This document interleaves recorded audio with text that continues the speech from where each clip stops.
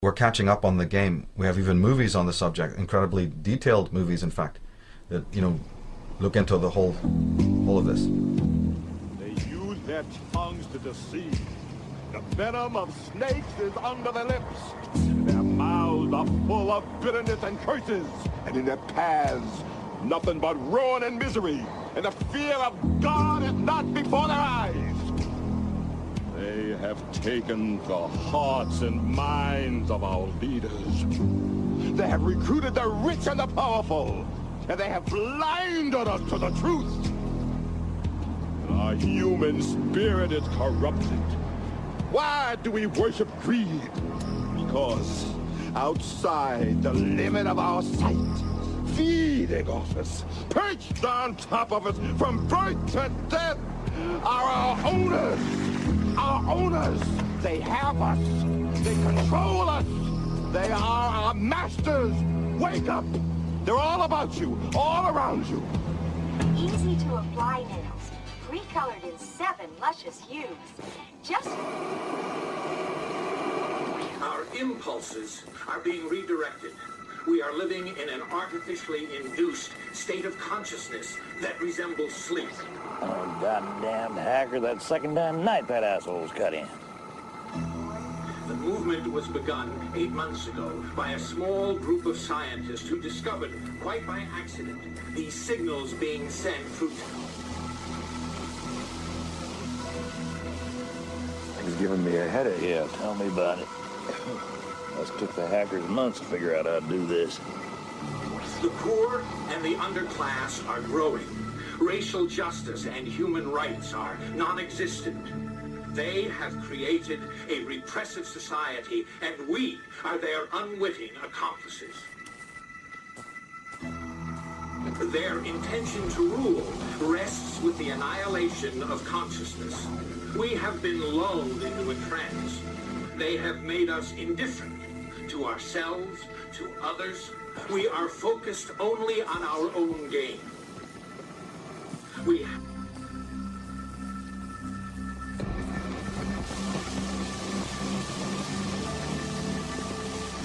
Please understand, they are safe as long as they are not discovered. That is their primary method of survival. Keep us asleep, keep us selfish, keep us sedated.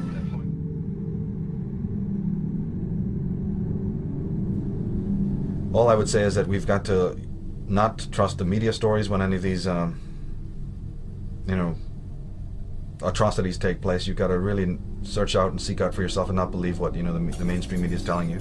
You have to realize that this is a very ancient thing.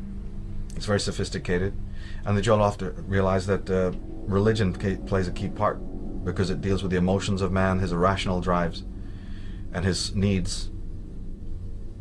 You know, man being raped on one side of what he really is spiritually, loss of center. So when you see these Sirhans, you see in these Hinckleys and these apparently lost souls, you know, very easily manipulated, you got to realize that that is the guy next door. This is pretty much walking around in the world. But the good thing about the modern age is that you have people like Ted Gunderson and John DeCamp, you see, and whistleblowers from within. Ted Gunderson, of course, was very senior in the FBI. You know, John DeCamp was a senator. You know, you have people from within the system now. You have, oh, I can't remember his name, but in MASH, the show MASH, you know, B.J. Honeycutt, the guy, his name will come to me in a minute. He has made a personal investigation into child abuse and satanic circles. So you have famous actors, you know, Lee Majors and Robert Mitchum have done movies on this, you know, certain Albert Finney with Looker. You know, there's a lot of movies out there that have been covering this. Of course, The Manchurian Candidate immediately jumps to mind, with a fantastic film with, who was in that? It was Frank Sinatra, you know. Lots of elements there. And that is not fiction, that is absolutely true, with key words, key phrases. Isn't it a coincidence that Mark Hinckley and Chapman, you know, both were reading Catcher in the Rye? You know, so just even these small sort of anecdotal connections, and the way they do it is also very interesting. How the whole process of how an actual mind control slave is made runs along pretty typical lines. They have traditional ways of doing it, is very much based on your own profile when they've been studying you independently without your knowledge. And also, of course, we find out that many of these individuals who've gone down that road, who've been so abused this way, were in fact involved with the corps, or the the United Nations, or the media, the military. You cannot even document the cases of the people who've gone on to commit these crimes, including Oswald and Son of Sam, David Berkowitz, and other people. They've all had some sort of background in the military, or they've all worked for some sort of United Nations group, or military corps, or Peace Corps, or whatever. They've had some tie-in with some major orgs, and sometimes a lot more, sometimes full-blown, military intelligence kinds of organizations. And we even know that the conspiracy movement and the New Age movement is infiltrated by these people.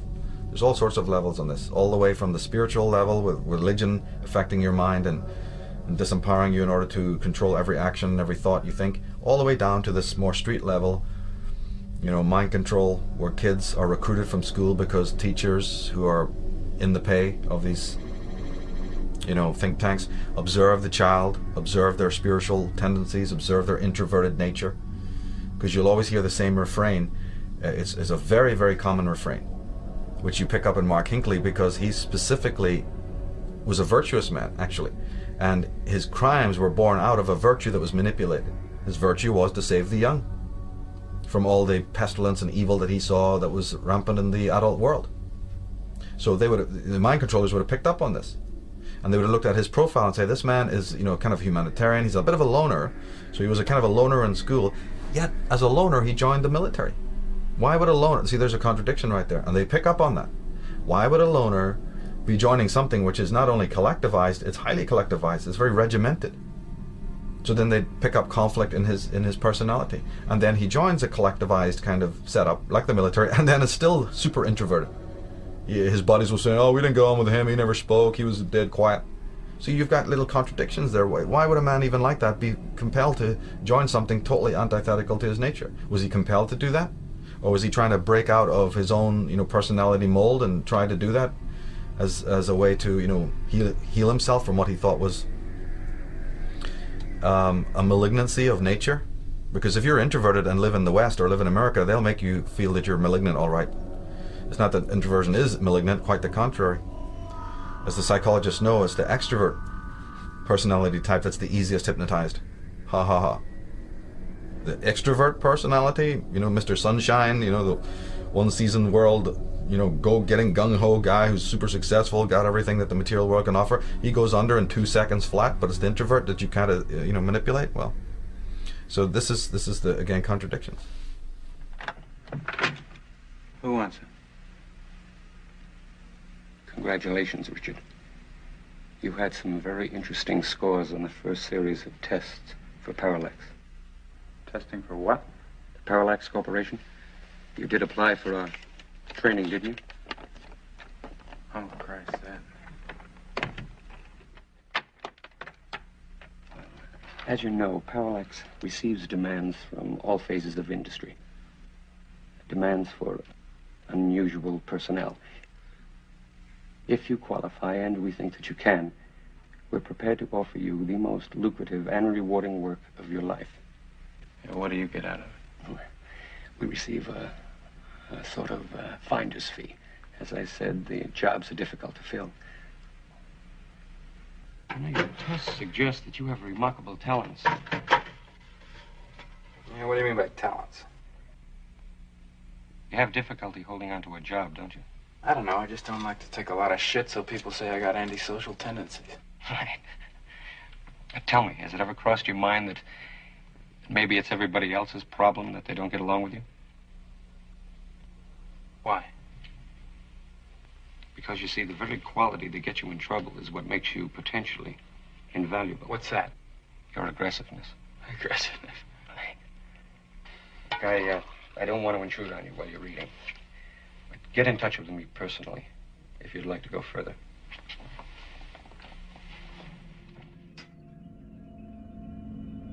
But man is herded like an animal because that's another easy way to control his actions. And it just makes it a whole lot more difficult for the spiritual individual to stand alone, the whole concept of the outsider. And can the outsider even take that type of ostracization and a feeling of alienation, or can he learn to live with it as a necessary evil, and try to find a center in some way?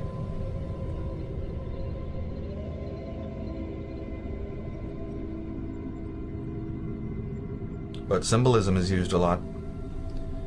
Not only words and trigger words, but certain kinds of symbolism will be used. And I believe that these people, even when they approach priests, you know, maybe if they have some mental problems, what's your options? You know, nobody's gonna understand you and your family are around you, so you're bound to have to go to a priest or some sort of psychologist, psychiatrist. And in my mind, you know, that's really could be potentially very dangerous, because I've got questions about who these people work for, you know, and what kind of allegiances they have, and how many strange deaths have taken place while you're in the custody of these men in white.